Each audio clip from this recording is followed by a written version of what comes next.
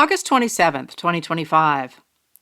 The image of National Guard troops, some of them from as far away as Louisiana and Mississippi, in Washington, D.C., spreading mulch around the cherry trees at the tidal basin and picking up trash, illustrates that President Donald J. Trump's insistence that he needed troops to crack down on violent crime in the nation's capital was always a cover for an authoritarian takeover.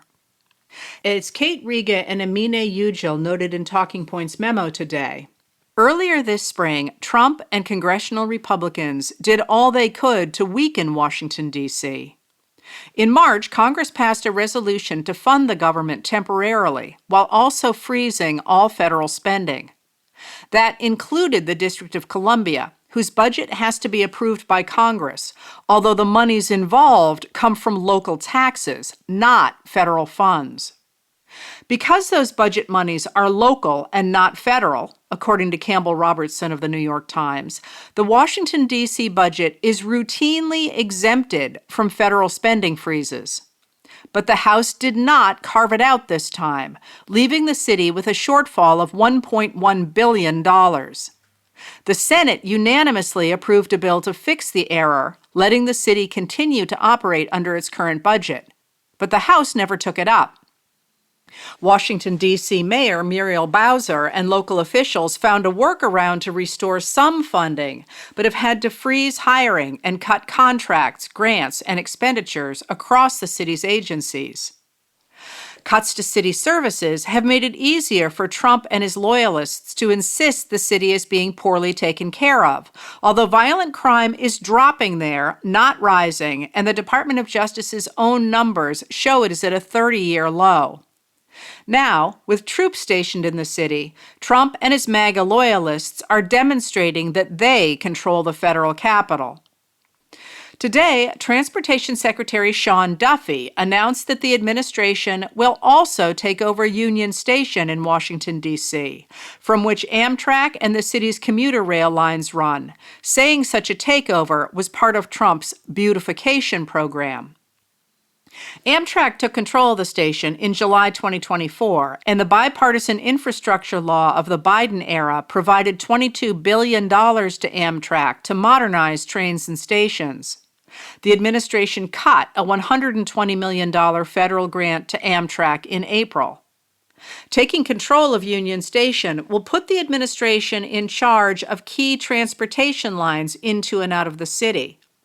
It will also create a federal presence in an area where veterans have been protesting. The freezing of D.C.'s budget is a different process from the dramatic cuts the Trump administration has made across the federal government, although the effects of the two are similar. As Tara Kopp of the Washington Post noted today, custodial work, like that being done by the National Guard troops, normally would have been performed by National Park Service employees. But that service was already short-staffed when the administration slashed through the federal workforce. The Park Service used to have 200 people assigned to the thousands of acres of gardens and trees in the Capitol. Now it has 20. A Park Service official told Kopp, "It's everybody, the masons, the maintenance workers, the groundskeepers, the plumbers. Every shop is short." The Trump administration inherited decades of Republican rhetoric insisting the federal government was bloated and inefficient. It set out immediately to gut the civil service through hiring freezes, reductions in force, and impoundment of funds. In an interview with Eileen Sullivan of the New York Times on Thursday, August 21st, Office of Personnel Management Director Scott Cooper said that by the end of December 2025, there will be 300,000 fewer federal workers than there were in January. Sullivan notes that this is the largest single-year reduction in civilian federal employment since World War II. But even before these cuts, the federal workforce had not kept pace with the growth of the nation. The workforce when Trump took office in 2025 was about 2.4 million people, roughly the same number of government workers the nation had in 1969. As Bill Chappell of NPR reported in March, in 1969, the U.S. population was about 202.5 million. Now it is about 341.1 million. The U.S. public workforce was about 14.9% of overall employment, significantly lower than our 37 peer nations in the Organization for Economic Cooperation and Development, where public sector employment averages at 18.1%. In Canada, that number is 19.4%. Chappell also noted that an OECD report showed more than 90% of U.S. civil servants believed it was important for their work to serve the public good. The old Republican argument for getting rid of civil servants was that private contractors would be more efficient, and so in place of civil servants, the U.S. has relied on private contractors since the 1990s. While the U.S. spent about $270 billion on federal workers' salaries before the 2025 cuts, it spent $478 billion on government contractors. Public policy scholar Elizabeth Linos explained that even before the recent cuts, the U.S. had something like 3 times as many contractors delivering the work of government as it had civil servants. The Trump administration's drastic cuts were almost certainly designed to speed up the shift to private contractors. Under the direction of billionaire Elon Musk, the Department of Government Efficiency, or DOGE, cut jobs willy-nilly, apparently under the impression that replacing people with AI contracts and consolidating databases would make civil servants redundant. But like the D.C. budget freeze, the cuts have weakened the nation and make it more susceptible to an authoritarian takeover. Yesterday, news broke that a whistleblower, identified as Social Security Administration Chief Data Officer Charles Borges, claims that a former senior DOGE official put a copy of a key Social Security database on a server that was vulnerable to hacking. The DOGE employee copied the names, birthdays, and Social Security numbers of more than 300 million Americans to an unsecure cloud server accessible to other former DOGE employees. Borges alleges that the copy constitutes violations of laws, rules, and regulations, abuse of authority, gross mismanagement, and creation of a substantial and specific threat to public health and safety. He also said that as of late June, there were no verified audit or oversight mechanisms in place to oversee where DOGE was sharing that data or what it was using the data for. The agency assessed that a breach of the database would be catastrophic for Social Security beneficiaries, making them susceptible to identity theft, the loss of health care and nutrition benefits, and so on. Last week, as the Trump administration prepared to fire nearly 90% of the workforce of the Consumer Financial Protection Bureau, virtually all pending matters flagged by bank examiners were simply closed without action. Layla A. Jones reported last week that while the administration insisted it was targeting bias at NPR and PBS when it defunded the Corporation for Public Broadcasting, or CPB, the $1.1 billion in cuts means that the CPB can no longer provide public broadcasting stations with severe weather alerts.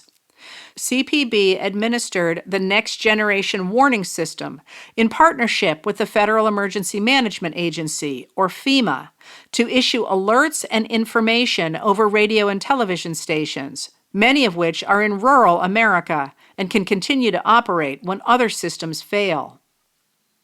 Yesterday, 182 employees of the Federal Emergency Management Agency, or FEMA, wrote to Congress to warn that 1/3 of FEMA's full-time staff have separated from the agency this year, eroding institutional knowledge and relationships, even as FEMA employees have been reassigned to U.S. Immigration and Customs Enforcement, or ICE.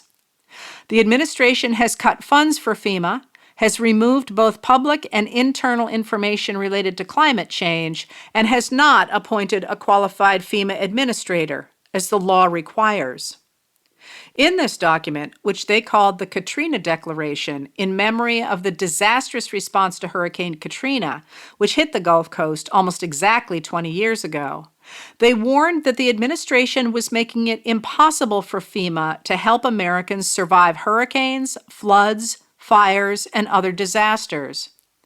FEMA's mission to provide critical support is being obstructed by leadership who not only question the agency's existence, but place uninformed cost-cutting above serving the American people and the communities our oath compels us to serve. 36 people signed their name to the document. 155 did not put their names down out of concern the administration would target them in retaliation for speaking out. They were right. All of those who used their names received emails Tuesday night saying they had been placed on administrative leave. Tonight, Lena H. Sun, Dan Diamond, and Lauren Weber of the Washington Post reported a battle at the Centers for Disease Control and Prevention, or CDC. When recently confirmed director Susan Monarez refused to agree to change coronavirus vaccine guidelines without consulting advisors, Health and Human Services Secretary Robert F. Kennedy Jr. urged her to resign. Monarez refused and called Senator Bill Cassidy, a Republican of Louisiana, who was instrumental in securing Kennedy's confirmation and who pushed back against him.